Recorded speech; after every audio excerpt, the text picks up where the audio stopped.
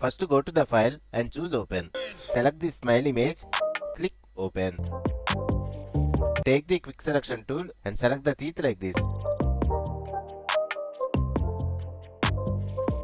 Now go to the adjustment layer options and choose Hua saturation adjustment layer. Here select the modify saturation hand icon. Pick the teeth color like this. Decrease the saturation to -100.